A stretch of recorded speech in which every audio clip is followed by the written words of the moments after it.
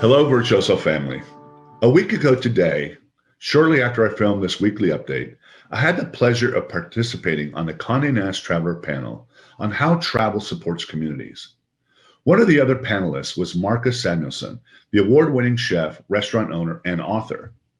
Several of you emailed me that he would be a great speaker. He was so dynamic, and I totally agree. Marcus said, although chefs have been respected in Europe for centuries, in the US and many other parts of the world, up until the 1970s, being a chef was regarded as a menial job, not a respected profession. Now that's changed today. As soon as he said that, it connected with something I've been sharing for many years, that if you forced me to choose only one thing that I'm the proudest of the Virtuoso Network accomplishing, it would easily be the success we've had in making our mission a reality. That mission is to use the Virtuoso Network to increase the compensation and personal fulfillment of the frontline travel advisor. In other words, to make being a trusted travel advisor a career that is financially and personally rewarding and competes with any other, quote, serious profession. Now, the reason we rebranded from API to Virtuoso 20 years ago in Vienna was we knew that despite the rise of OTAs and the do-it-yourself revolution, the maturing baby boomers at that time and that generation would present a great opportunity for growth. That rebrand was about differentiating us from the transactional clerical type agent and spotlighting you, the consultative travel advisor. We wanted to amplify consumer attraction and preference for Virtuoso members and advisors by leveraging your collective reputations into a singular, globally recognized brand, enabling us to deliver the highest yielding clients to our partners while collectively producing return on life for our travelers. But shortly after the rebrand, as members and advisors shared that they literally could not keep up with the demand they had, we realized we had a problem. There weren't enough of us. And so collectively, we agreed on our new mission at our symposium in Cairo in February of 2001. Imagine that was just 6 months before 9/11. We knew that the single point of failure of our business would be not having enough advisors to serve the growing ranks of the world's best traveled, connected, educated, and tech-savvy consumers the world had ever seen.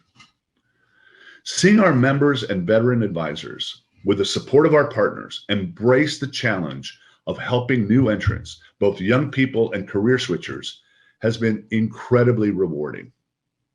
It re-energized us veterans, and we can be proud that collectively we led the industry in raising the respect and profile of our profession globally. And today, our new colleagues extend our reach across generations, geographies, and passions. And as our profession suffers through the Great Travel Depression, we remind ourselves why our mission isn't just about compensation, but also about personal fulfillment. In fact, right after the Condé Nast panel, I got an email from Martha Day, a Virtuoso advisor who had been listening, sharing that she left a hospital career to be an advisor because, quote, travel is how we can change the world economically, ecologically, and in many other powerful ways. Obviously, I couldn't agree more. And yet, I woke up this morning to one of those daily news alerts about COVID numbers, but this one reframed the gravity of the situation. Yesterday in the US, over 3,000 people died in one day, about the same as did at 9/11. In other parts of the world, control of this health crisis varies, but the global impact on international travel continues. On Tuesday, I participated on WTTC's 100 Million Jobs Recovery Plan Steering Committee call. The latest estimates are that by the end of 2020, over 197 million jobs, direct and indirect, and 5.5 trillion US dollars are set to be lost globally. The head of IATA, the World Airport Council, and others joined the call as we seek critical international cooperation and coordination, especially between the private and public sector. We're sharing the recovery plan proposal in this update for you to see details. I'm cautiously optimistic given the progress we've made, especially with the G20 and some successful bilateral agreements. Now, the vaccine is beginning to turn our hopes into reality, with the first dose given this week in the UK, and the US FDA set to approve it today. It'll take months before it's widely available, but these concrete steps are definitely encouraging. On our View from Leadership call with NCLH Chairman and CEO Frank Del Rio, he shared his thoughts on the return to cruising, clarifying that the CDC's phased service certification means that they will give technical guidelines for implementation, and that will determine when they can cruise again. Frank said he believes we're 3 to 4 months away from a legitimate restart in the US. He said they're not going to be rushing out of the gate and will not cruise until they're absolutely certain it's safe to do so, and reconfirmed the positive news that we've been hearing, that the overall economic health of the cruise industry is solid, and bookings for upcoming years are high. In fact, 2022 business is better than it was this time last year for 2020. I also love this answer to one of my perennial questions. When Wall Street analysts press you on cutting out travel advisor commissions and expenses, what do you say? And I love this answer. He said, they don't bring that up anymore. Wall Street, as you know, Matthew, is ruthless. They don't care about anything but numbers. And the reason they don't ask that anymore is because they know what you deliver. We've proven the agency community is the most efficient and effective way of cruise lines to do business. And he added what I've said in other sectors of travel. Advisors reflect the diversity of clients. They help decommoditize partners' products. And we only get paid when we produce.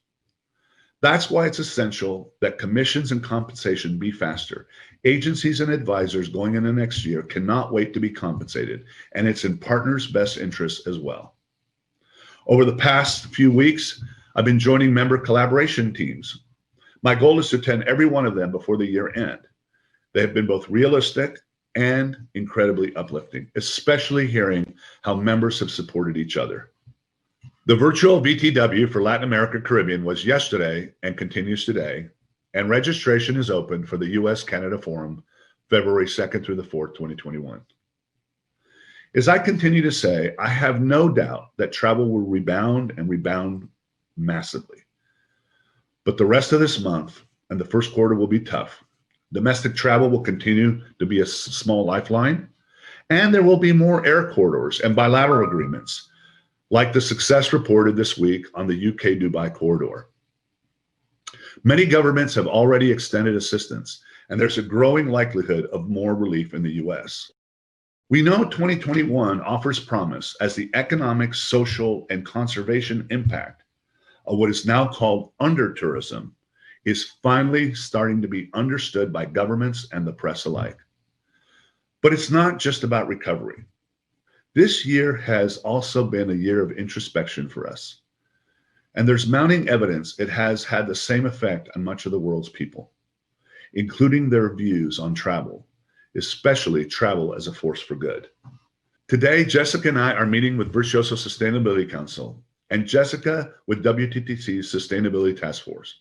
So next week, we will end the year with a special edition of this update, updating you on our activities and insights gathered on this important topic as we look towards what Jessica calls a conscious comeback, a greater appreciation of the earth and its beautiful people in diverse places, which is also reflected in our January Virtuoso Life theme, the Reset issue, while reminding your clients of their contributions that their travels have made to the world.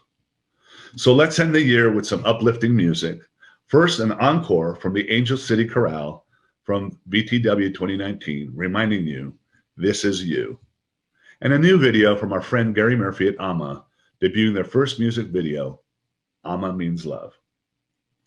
It's a privilege and a joy to serve this community, and I wish you all happy holidays, and here's to a new year of hope, health, and travel. Until next year. Are you not a stranger to